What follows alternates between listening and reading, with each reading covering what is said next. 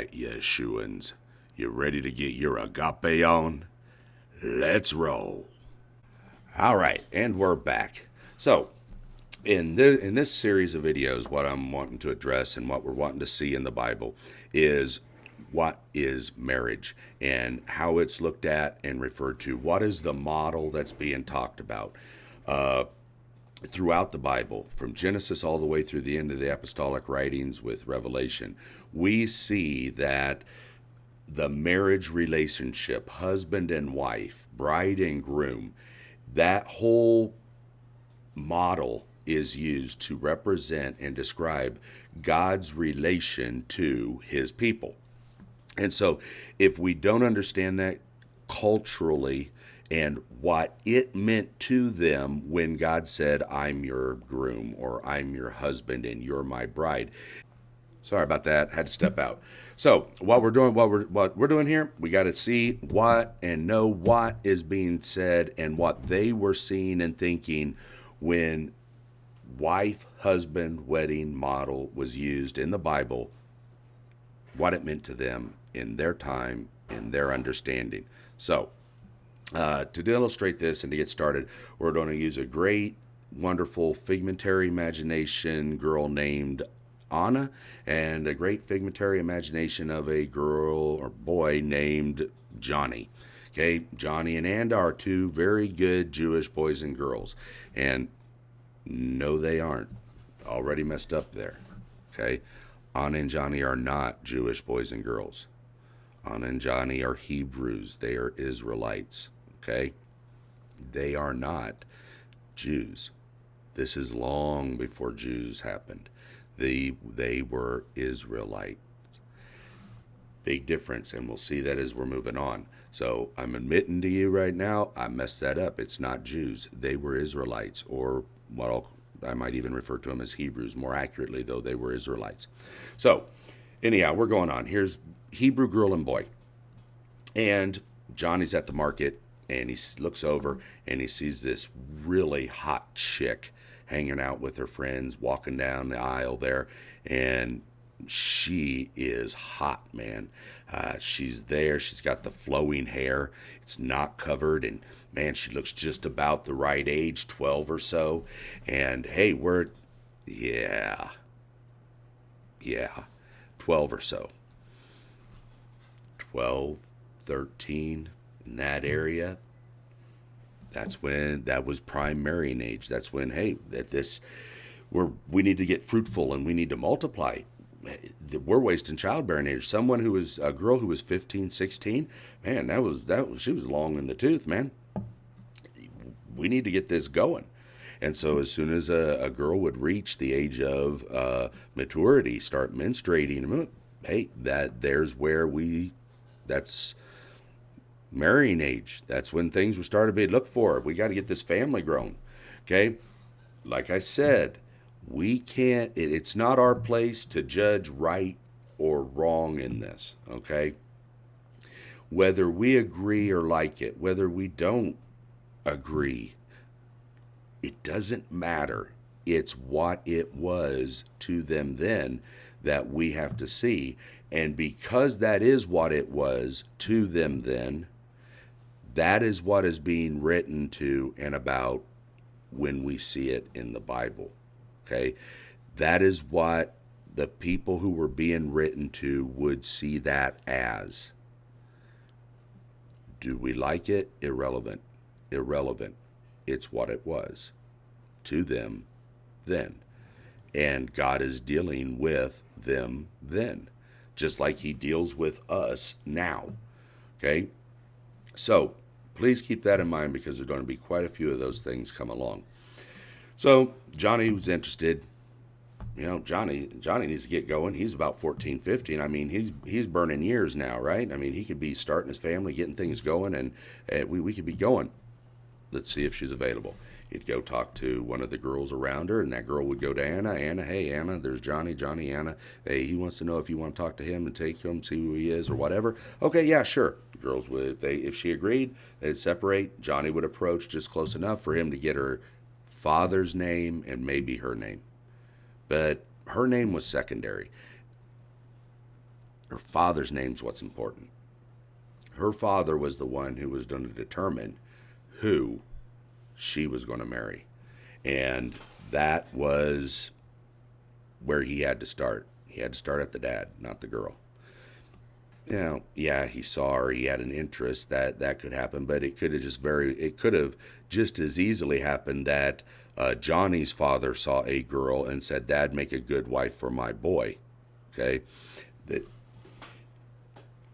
the idea of love being what we call love, anyways, the romantic, passionate, oh, I gotta have her puppy dog eyes type love, was secondary at best to a wedding arrangement or the wedding process. They generally speaking, they wouldn't be forced to be married if they didn't want to be married. Okay, that wasn't the norm, but the idea that there was a passionate falling in love in this, it just that wasn't the model. That isn't what happened or occurred. That emotion and that is what grew over time, and that closeness grew with their wedding, with their marriage, when they were married. So this was more the idea of two families coming together through the union of a man and a woman, or a son and a daughter. And these two families were going to merge. And it was important that Johnny knows who Anna's father is, number one, because Johnny's father is going to determine whether Johnny's going to marry her or not. Okay? And he needs to know if the family's honorable or not. Honor and shame culture. There were a lot of things in that family could be dishonorable. And no, I don't care what she looks like or how much you want her. It doesn't matter. She's from a dishonorable family. Or vice versa. Johnny could be from a dishonorable family, and Anna's father's going to say, nope, don't want nothing to do with you. And so all these are factoring in. So Johnny runs home to Dad. Hey, Dad, I saw a girl. No reason I can't marry her, like her. Hey, what do you think? Here's from this family. Dad might look, okay, well, that sounds pretty good. Honorable family. Let's go see Anna's father. Johnny and Johnny's dad go over, talk to Anna's father. Anna's father thinks, okay, well, Johnny, you look like a strapping young man, and I like your family. Your dad's an honorable man. All right, hey, no reason we can't bring these two families together, help each other out, do this bonding that sounds good. How much you don't pay me for my daughter? That was the next question. That was where this process led. When it finally said, okay, I like the idea of my daughter marrying Johnny here. How much you going to pay me for her? And Johnny's dad would have to pay Anna's dad for Anna's hand in marriage. Now, if you think about it, Johnny's dad is paying money to Anna's dad for Anna. And that is exactly what is happening. Okay? But the fact that is exactly what is happening does not mean that we are seeing the whole picture. In truth, Johnny's dad isn't buying Anna. Johnny's dad is compensating Anna's dad for the loss of a productive member to his family. You have to remember, we're dealing with an agrarian culture. We've got sheep, we've got goats, we've got farming. We have the processing of those materials, and every family had their aspect or part that they played in the culture as a whole, but also within their family in general. And so, if you'll remember, Rebecca, when Abraham sent his chief servant to find a wife for Isaac, Rebecca, right? Yeah, Rebecca was watering the camels when the servant saw her, and even Jacob, when Jacob went to Laban, he saw Rachel come out. Rachel was leading the flock, Laman's flock of sheep and goats. That was their job. Everybody had a job and a function within the family, and each of those jobs brought gain, benefit, increase to the family. And so when a daughter left that family, the other people of that family, the other members, they would have to take and carry her weight, fill her place. Something would have to fill and do the jobs that are not being fulfilled now because Anna's no longer in that family. And so that would be compensated. That loss to the father and his family would be compensated. What was it compensated by? Quite honestly, in many different things, in many different ways. For legal transactions and legal purposes, in Deuteronomy sets the price at 40 shekels of silver. Okay, but that wasn't set under law. That was the official price, but it could be many different things. It could even be service. Take a look at Jacob, and while I know Jacob was before the law, Jacob paid Laban 7 years of service and for Rachel, and he got Leah, and then he paid 7 years more of service to get Rachel, which he had contracted for in the first place. So sorry for the cut again there, guys. I'm going to have to run real quick, and I'll have to finish up. I'm going to finish up this video really, really quick. The next process we have to get into is what's called the ketubah, where they actually start writing down what the covenant is and what their agreement is. And quite honestly, 3 or 4 minutes isn't enough to do that anyways. So I've got to run. I've got to get out of here. Got some stuff I got to do. Listen, I love y'all. I hope this is kind of enlightening you. I hope it's showing you some things that are new. And I know we haven't got into much yet, but we're really going to fly in the next one. Listen, my Yeshuan brothers and sisters, agape on, bros. Hey guys, before I load this up to YouTube, I wanted to make a little comment here, and I want to thank you for putting up with my him and ha and who. I prayed about it. I'm going to talk to Sean about it too, but honestly, I'm going to leave him.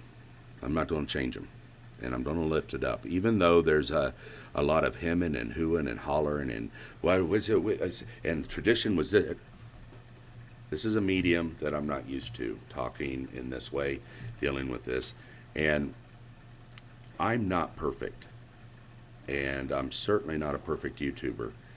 But let me tell you a quick story. See this tattoo here? Leaned the wrong way. Here. You can see they look like crap. When I got those tattoos, I got an infection. And a lot of the ink got taken out in the form of scabs and pus and all this gross and nasty. But, I was like, I can't wait till they heal so I can get them touched up and get them redone. And as time went on, I came to realize I wasn't going to do that. Their imperfections, their lack of color, their flaws are what make them unique. They serve their function.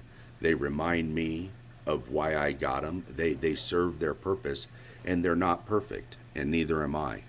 And so we're going to grow in this, and I'm going to grow better in expressing myself to this little camera eye hole thing.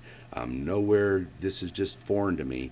We're going to get it. We're going to move on, and I'm looking forward to growing in it, but I'm never going to be perfect, and there's always going to be the him and the haws and the flaws and the me thinking of a word in Spanish and then having to try to translate it into English because I forgot what it was in English, and then I'm going to relate it to the Hebrew and to the Greek, and you can see where this is going. So there's always going to be him and haws. What you see is what you get, and that's the only thing I can promise you with me. What you see is what you get. So I love you, and as always, Yeshuans, agape on.